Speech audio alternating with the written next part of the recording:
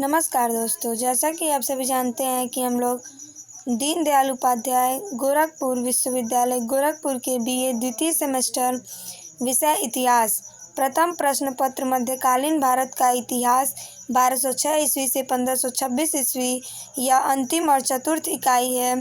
भारत में सूफीवाद का विकास, भक्ति आंदोलन और उत्तर भारत में पुनः सुदृढ़ीकरण को पढ़ना है। तो आप लोग अगर चैनल पर नए हैं तो मेरे चैनल को लाइक, शेयर और सब्सक्राइब करना न भूलें। और यूनिट 3 तक हमने वीडियो अपलोड किया है, आप लोग मेरे चैनल पर प्लेलिस्ट में जाकर ज़रूर देखें। इसके पहले की वीडियो देखें और फर्स्ट यूनिट से लेकर 3rd यूनिट तक मैंने वीडियो डाल दिया है, उसको आप लोग ज़रूर देखें ताकि आप लोग सेमेस्टर की परीक्षा अच्छे से उत्तीर्ण कर सकें। तो आइए देखते हैं सूफी आंदोलन। आज हम लोग सूफी आंदोलन से संबंधित प्रश्नों को देखेंगे और कल हम लोग भक्ति आंदोलन देखेंगे। तो इसमें पहला प्रश्न है, सूफीवाद इस्लाम के भीतर ही एक सुधारवादी आंदोलन के रूप में ईरान से शुरू हुआ था। तो पहला प्रश्न यहीं से बन जाता है कि सूफीवाद का आंदोलन का शुरुआत कहाँ से हुआ था, तो ईरान से। दूसरा प्रश्न है, सूफी शब्द का अर्थ क्या होता है, तो सूफी शब्द का अर्थ पवित्रता है। तीसरा प्रश्न है, महिला रहस्यवादी रबिया 10वीं शताब्दी और मंसूर बिन हल्लाज 10वीं शताब्दी जैसे प्रारंभिक सूफियों ने ईश्वर और व्यक्ति के बीच प्रेम संबंध पर बहुत अधिक बल दिया। चौथा प्रश्न है, सूफी मत की उत्पत्ति इस्लाम के वहदत उल वजूद सिद्धांत से हुई, जिसका अर्थ है ईश्वर एक है, वह सर्वव्यापी है, ईश्वर को छोड़ किसी की सत्ता नहीं है। तो प्रश्न ऐसे बनेगा कि सूफी मत की उत्पत्ति इस्लाम धर्म के किस सिद्धांत से हुई है, तो वह वहदत उल वजूद सिद्धांत से हुई है। और वहदत उल वजूद का अर्थ क्या होता है, तो वहदत उल वजूद का अर्थ होता है ईश्वर एक है, वह सर्वव्यापी है, ईश्वर को छोड़ किसी की सत्ता नहीं है। पांचवा प्रश्न है, वहदत उल वजूद का सिद्धांत शेख मोइनुद्दीन इब्न अल अरबी, जिनका शासनकाल 1165 से 1240 ईस्वी था, ने दिया। तो प्रश्न ऐसे बनेगा कि वहदत उल वजूद का सिद्धांत किसने दिया था, तो वहदत उल वजूद का सिद्धांत शेख मोइनुद्दीन इब्न अल अरबी ने दिया था। अगला प्रश्न है छठवां, कि जो लोग सूफी संतों से शिष्यता ग्रहण करते थे उन्हें मुरीद कहा जाता था। तो प्रश्न ऐसे बनेगा कि जो लोग सूफी संतों से शिष्यता ग्रहण करते थे उन्हें क्या कहा जाता था, तो उन्हें मुरीद कहा जाता था। सातवां प्रश्न है, सूफी जिन आश्रमों में निवास करते थे उन्हें खानकाह या मठ कहा जाता था। तो आपसे प्रश्न ऐसे बनेगा और आपकी सेमेस्टर की परीक्षा में यहाँ से प्रश्न जरूर बनते हैं कि सूफी जिन आश्रमों में निवास करते थे उन्हें क्या कहा जाता था, तो सूफी जिन आश्रमों में निवास करते थे उन्हें खानकाह। ऑप्शन में अगर खानकाह हो तो आप लोग खानकाह पर, और अगर खानकाह न दिया हो, मठ दिया हो, तो आप लोग मठ पर टिक लगा कर आइएगा। आठवां प्रश्न है, सूफियों धर्म संघ बाशारा मतलब इस्लामी सिद्धांत के समर्थक और बेसारा इस्लामिक सिद्धांत से बंधे नहीं में विभाजित थे।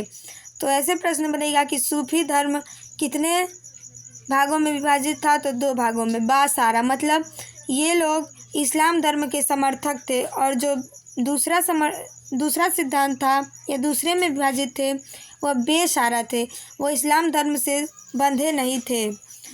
अगला प्रश्न है 9वां, कि सूफियों के कामकाज का केंद्र खानकाहें थी। तो प्रश्न ऐसे बनेगा कि सूफियों के कामकाज का केंद्र क्या कहलाती थी, तो उन्हें खानकाहें कहा जाता था। 10वां प्रश्न है, सूफी इस्लाम का अनुकरण करते थे लेकिन कर्मकांड के विरोधी थे। तो प्रश्न ऐसे बनेगा कि सूफी इस्लाम का अनुकरण करते थे और किसका विरोध करते थे, तो वह कर्मकांड का विरोध करते थे और इस्लाम का अनुकरण करते थे। 11वां प्रश्न है, मंसूर हल्लाज प्रथम साधक था जिसने स्वयं को अनहलक घोषित किया। तो प्रश्न यहाँ से ऐसे बनता है कि वह कौन सा प्रथम साधक था जिसने स्वयं को अनहलक घोषित किया था, तो वह मंसूर हल्लाज प्रथम था। 12वां प्रश्न है, भारत में प्रथम सूफी शेख इस्माइल महमूद गजनवी, जो 1000 से 1030 ईस्वी तक उसका शासनकाल था, के साथ लाहौर आया था। तो प्रश्न ऐसे बनेगा कि महमूद गजनवी के साथ भारत कौन आया था, तो वह प्रथम सूफी शेख इस्माइल थे। 13वां प्रश्न है, भारत में सूफी मत के संस्थापक शेख अली बिन उस्मान अल हजवेरी मतलब दाता गंज बख्श थे। प्रश्न ऐसे बनेगा कि भारत में सूफी मत के संस्थापक कौन थे, तो भारत में सूफी मत के संस्थापक शेख अली बिन उस्मान अल हजवेरी, जिन्हें दाता गंज बख्श भी कहा जाता है, थे। 14वां प्रश्न है, सूफी संत सैयद अहमद सुल्तान सखी सरवर लखदाता कहलाता था। 15वां प्रश्न है, चिश्ती सिलसिले के संस्थापक ख्वाजा मोइनुद्दीन चिश्ती थे। ऐसे प्रश्न बनेगा कि चिश्ती सिलसिले के संस्थापक कौन थे, तो चिश्ती सिलसिले के संस्थापक ख्वाजा मोइनुद्दीन चिश्ती थे, जो 1192 ईस्वी में मोहम्मद गौरी के साथ भारत आए। चिश्ती परंपरा का मुख्य केंद्र अजमेर था। 16वां प्रश्न है, भारत में चिश्ती एवं सुहरावर्दी सिलसिले की जड़ें काफ़ी गहरी थी। 17वां प्रश्न है, चिश्ती परंपरा के कुछ अन्य महत्वपूर्ण संत थे, तो वह कौन कौन थे? बख्तियार काकी, बाबा फरीद, निजामुद्दीन औलिया एवं शेख बुरहानुद्दीन गरीब। यह सभी चिश्ती परंपरा के कुछ अन्य महत्वपूर्ण संत थे। 18वां प्रश्न है, चिश्ती परंपरा के बाबा फरीद बख्तियार काकी के शिष्य थे।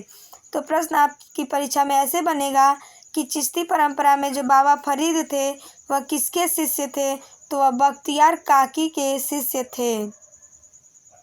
19वां प्रश्न है, बाबा फरीद की रचनाएं गुरु ग्रंथ साहिब में शामिल है। 20वां प्रश्न है, बाबा फरीद के दो महत्वपूर्ण शिष्य थे, कौन कौन थे? तो निजामुद्दीन औलिया एवं अलाउद्दीन साबिर, यह बाबा फरीद के दो महत्वपूर्ण शिष्य थे। 21वां प्रश्न है, हजरत निजामुद्दीन औलिया ने अपने जीवन काल में दिल्ली के 7 सुल्तानों का शासन देखा था।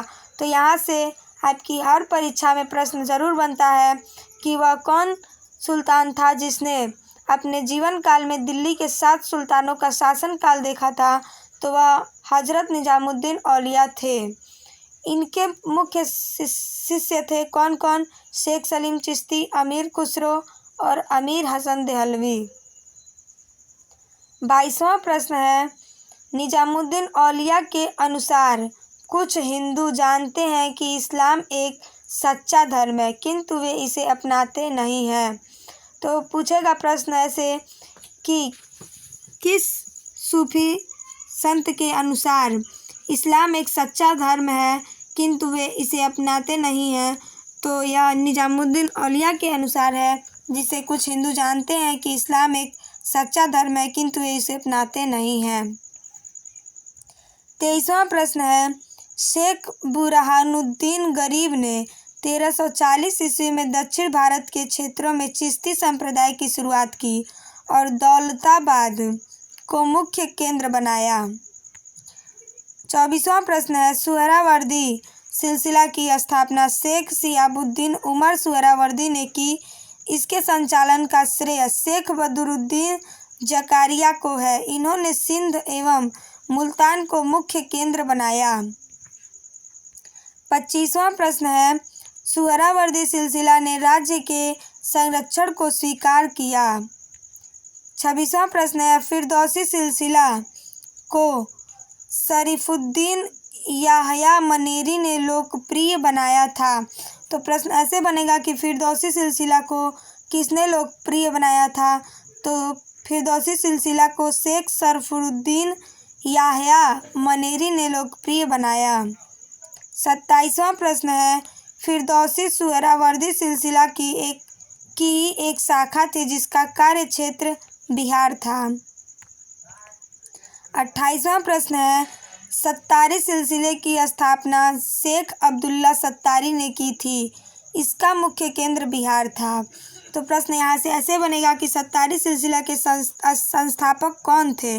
तो सत्तारी सिलसिले की संस्थापक शेख अब्दुल्ला सत्तारी थे।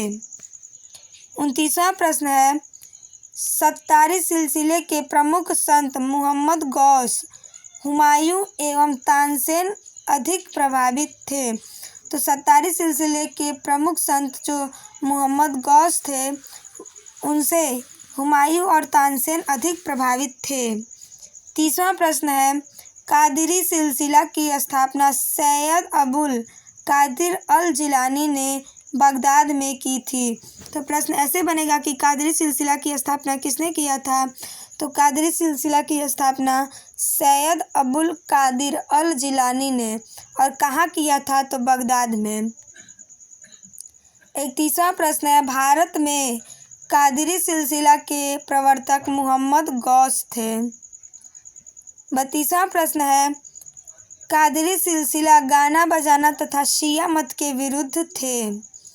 33वां प्रश्न है, राजकुमार दारा, जिसे शाहजहां का ज्येष्ठ पुत्र कहा जाता है, यह कादिरी सिलसिला के मुल्ला शाह का शिष्य था।